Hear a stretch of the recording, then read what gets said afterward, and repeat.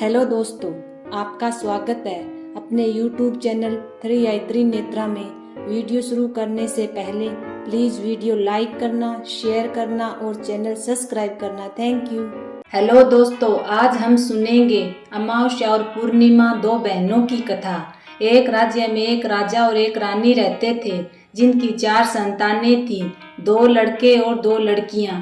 एक लड़की का नाम पूर्णिमा था तथा दूसरी लड़की का नाम अमावस्या था। पूर्णिमा घर के कामों में निपुण थी और घर का पूरा काम करती थी और भगवान की पूजा अर्चना भी किया करती थी और गाय माता की सेवा भी किया करती थी। और उसकी दूसरी बहन अमावस्या ना ही घर का कोई काम करती थी, ना ही भगवान की पूजा अर्चना करती थी और ना ही गाय माता की सेवा करती थी। पूर्णिमा सर्वगुण संपन्न थी। फिर भी राजा और रानी अपने दोनों बेटों और पुत्री अमावस्या को ही प्यार करते थे और वह पूर्णिमा से प्यार नहीं करते थे, उसके साथ भेदभाव करते थे। राजा के पुत्र और पुत्री धीरे धीरे बड़े हो रहे थे। जब वे बड़े हो गए, राजा ने अपने दोनों पुत्रों का विवाह योग्य कन्याओं के साथ करा दिया।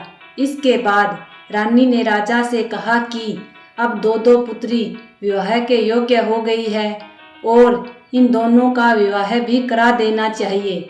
लेकिन पुत्री अमावस्या का विवाह किसी बड़े खानदान में कराना और पूर्णिमा का विवाह किसी गरीब परिवार में कराना, क्योंकि पूर्णिमा को केवल भगवान की पूजा पाठ करना ही पसंद है और गाय की सेवा करना।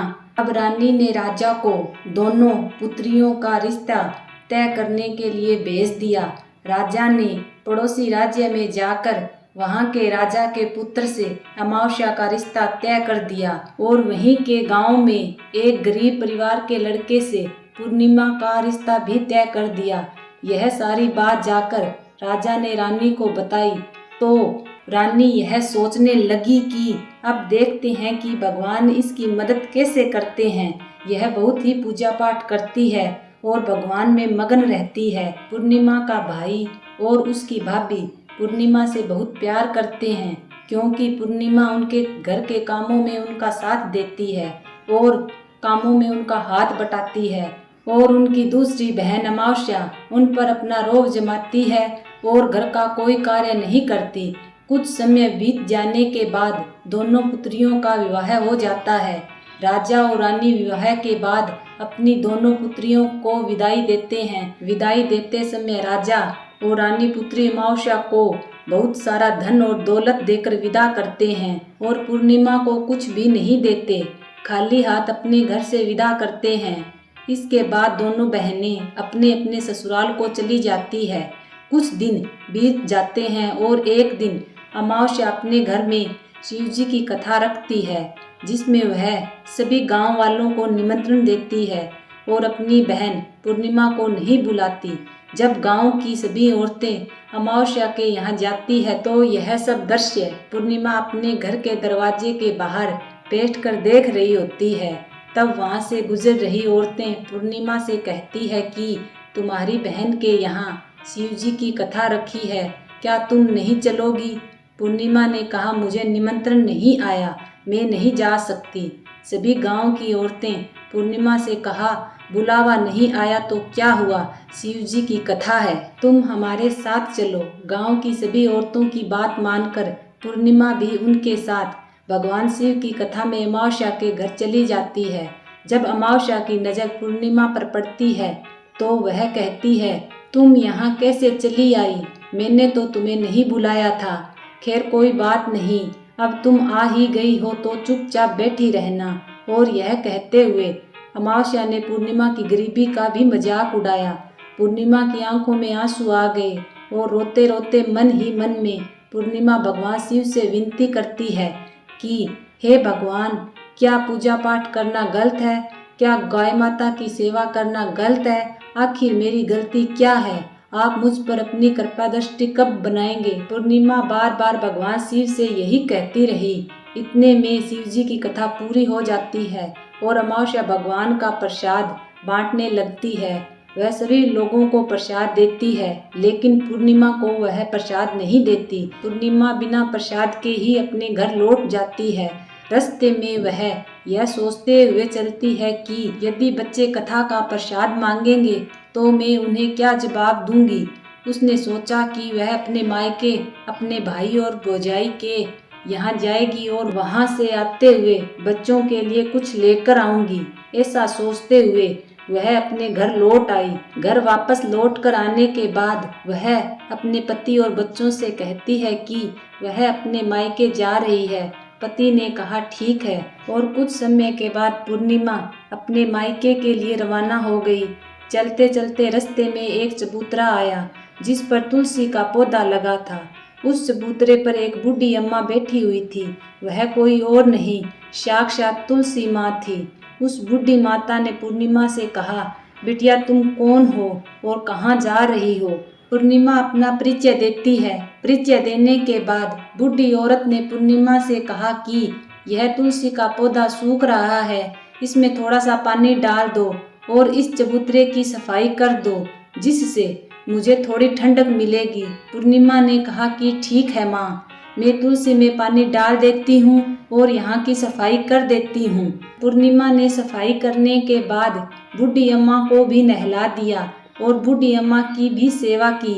उसने पैर दबाए और बूढ़ी अम्मा से कहा कि माँ, और बताइए मैं आपकी क्या सेवा करूँ, और कोई काम हो तो बता दीजिए, मैं कर दूंगी। बूढ़ी अम्मा ने कहा कुछ नहीं, अब तुम जाओ और वापस आते समय मुझसे मिलते हुए जाना। पूर्णिमा ने बूढ़ी अम्मा से कहा ठीक है अम्मा, अब मैं चलती हूँ, वापस आते वक्त आपसे मिलते हुए जाऊंगी। कुछ समय आगे चलने के बाद एक शिव जी का मंदिर आया।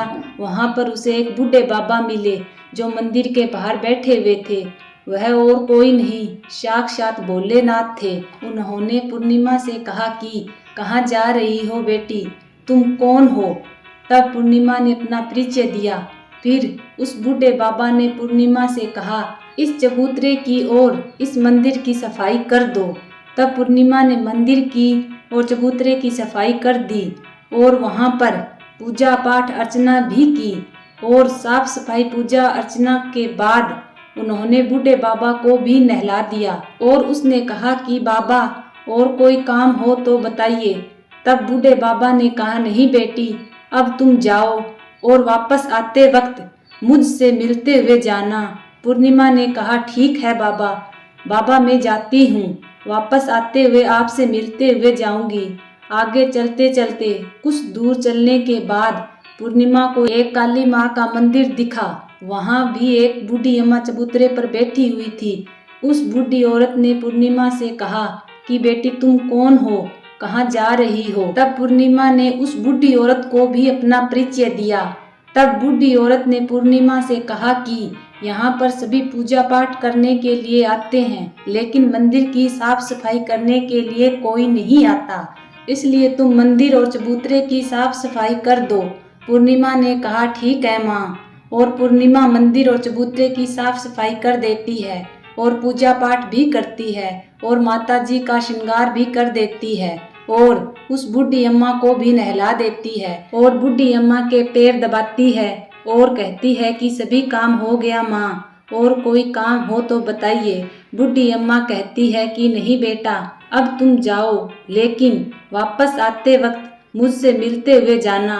पूर्णिमा कहती है ठीक है, और वह आगे चली जाती है। आगे चलते चलते एक नदी आती है। वहाँ पर भी एक बूढ़ी अम्मा बैठी रहती है और वह कहती है कि बेटी तुम कौन हो और कहाँ से आई हो। उसे भी पूर्णिमा अपना परिचय देती है। बूढ़ी औरत पूर्णिमा से कहती है कि नदी पर स्नान करने तो सब आते हैं, लेकिन यहाँ की साफ सफाई कोई नहीं करता, इसलिए तुम इस किनारे पर साफ सफाई कर दो। पूर्णिमा कहती है ठीक है माँ, और वहाँ की साफ सफाई कर देती है और उस बूढ़ी अम्मा के पैर दबाती है और कहती है माँ जी कोई और काम हो तो बताइए। बूढ़ी औरत कहती है कि कुछ नहीं बेटी तुम जाओ, लेकिन वापस आते वक्त मुझसे मिलते हुए जाना। और वह नाव में बैठकर नदी के दूसरे किनारे पहुंच जाती है और वह अपने मायके के घर पहुंच जाती है। वहां पर पूर्णिमा के भाई और भाभी उसे देखकर बहुत खुश हो जाते हैं। पूर्णिमा की बहुत खातिरदारी करते हैं और उससे बहुत सारी बातें करते हैं और कहते हैं कि बच्चों को भी साथ लेकर आती तो बहुत अच्छा होता।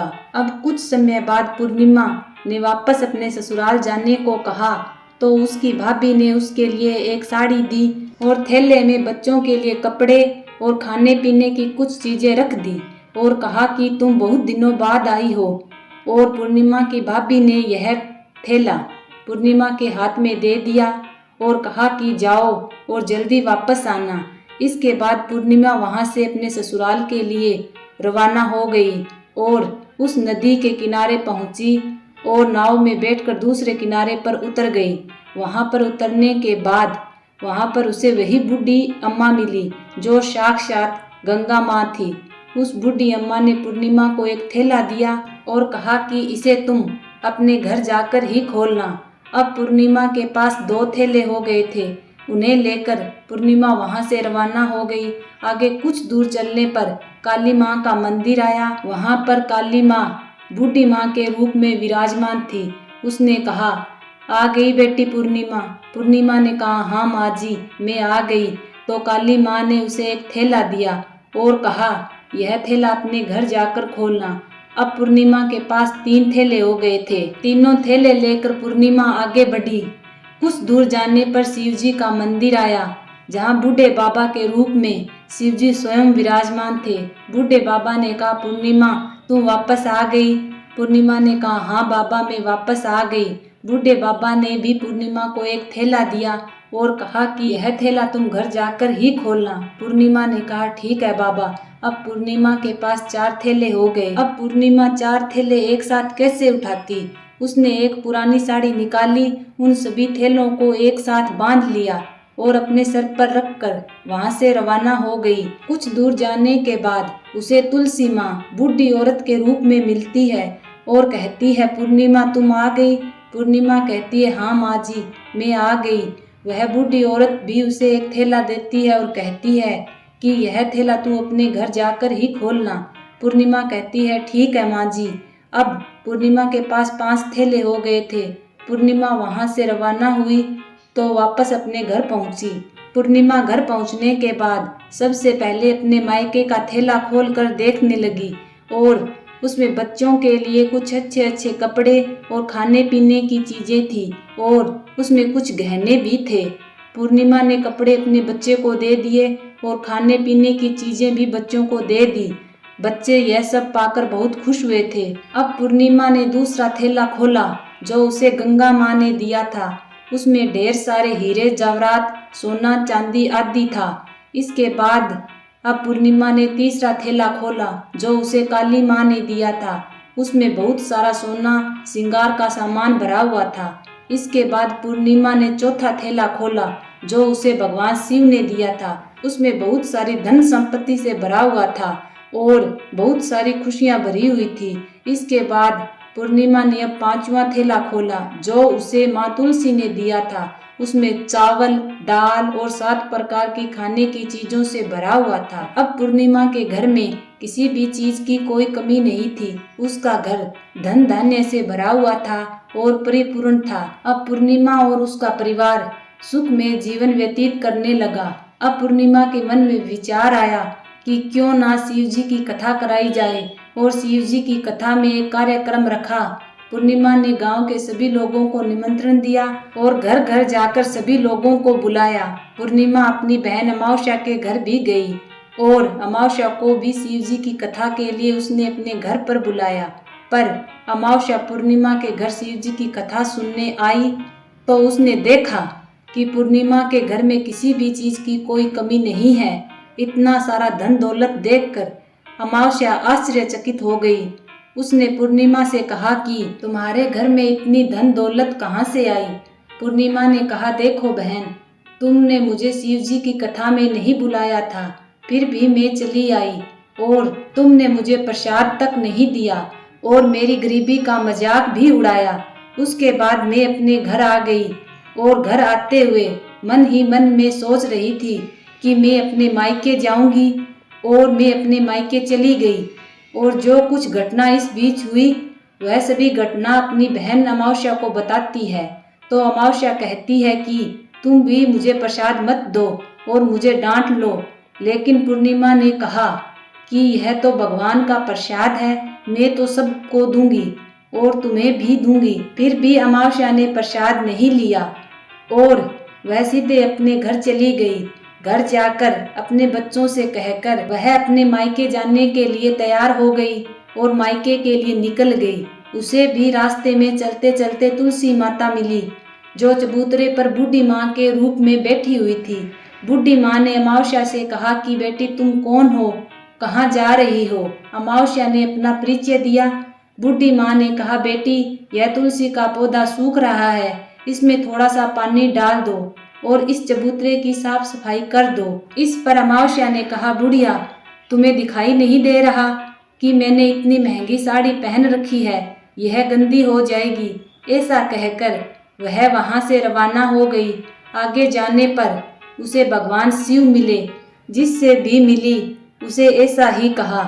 उसके बाद आगे जाने पर उसे काली माँ मिली, जिससे भी उसने यही सारी बातें कही। आगे जाने पर उसे गंगा माँ मिली, उनसे भी यही सब कहा और आगे चली गई। इसके बाद अमावस्या जब नाव में बैठने लगी तो उसे नाव में फूलों की जगह कांटे भरे मिले, जो उसके पैरों में चुभ रहे थे। किनारे पर उतरकर वहां से अपने मायके चली गई। जब वहां उसे उसकी भाभियों ने देखा तथा भाइयों ने देखा तो मन ही मन में कहने लगे कि काम की ना काज की, 2.5 मन अनाज की, अब आ ही गई हो तो ठीक है। पूर्णिमा तो हमारे कामों में हाथ बटाती है, यह कोई काम तो करेगी नहीं। उन्होंने खाना बनाया और खा पीकर सभी सो गए। अमावस्या जब सुबह उठी और अपनी भाभियों से कहा कि मैं अपने ससुराल जा रही हूँ। उन्होंने कहा ठीक है जाओ। अमावस्या बोली पूर्णिमा को तो तुमने एक थैला दिया था और मुझे कुछ भी नहीं दोगे क्या भाई? और भाभी ने कहा कि तुम अपने घर जाओ, थैला तुम्हारे घर पहुंच जाएगा। फिर अमावस्या वहां से निकल गई और नदी के किनारे पर पहुंची। वहां गंगा माँ बूढ़ी औरत का रूप धारण करके बैठी हुई थी। बूढ़ी माँ ने कहा आ गई बेटी तुम? उसने कहा हाँ मैं आ गई। अमावस्या ने कहा तुमने पूर्णिमा को एक थैला दिया था और मुझे नहीं दोगी क्या? बूढ़ी अम्मा ने कहा तुम घर जाओ, थैला तुम्हारे घर पहुंच जाएगा। इसके बाद आगे जाने पर उसे काली माँ मिली, जिसने भी अमावस्या को यही कहा। इसके बाद आगे जाने पर उसे भगवान शिव मिले, जिन्होंने भी अमावस्या से यही कहा। इसके बाद आगे जाने पर उसे तुलसी माँ मिली और उसने भी अमावस्या से यही कहा तुम घर जाओ, थैला तुम्हारे घर पहुंच जाएगा। अमावस्या अपने घर पहुंच गई।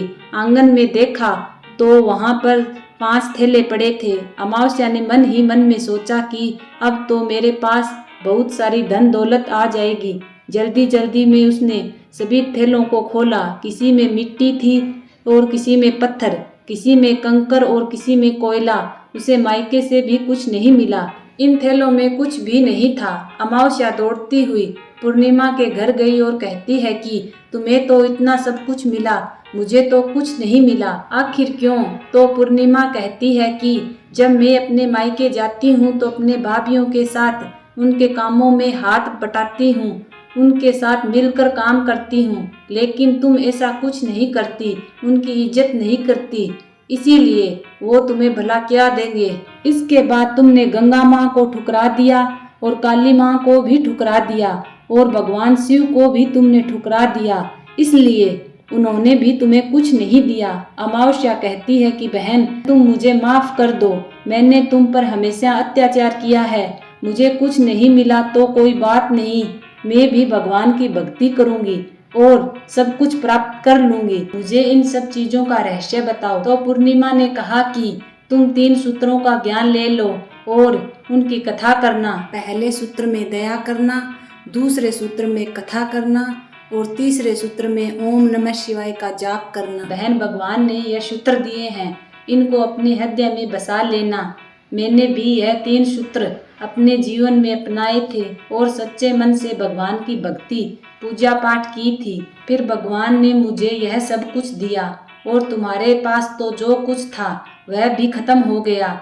इसके बाद अमावस्या अपने घर चली गई और भगवान की पूजा पाठ करने लगी। भगवान शिव से उसने माफी मांगी और गाय माता की सेवा भी की और दूसरों की मदद करने लगी। बोलिए शंकर भगवान की जय। पार्वती पते हर हर महादेव की जय।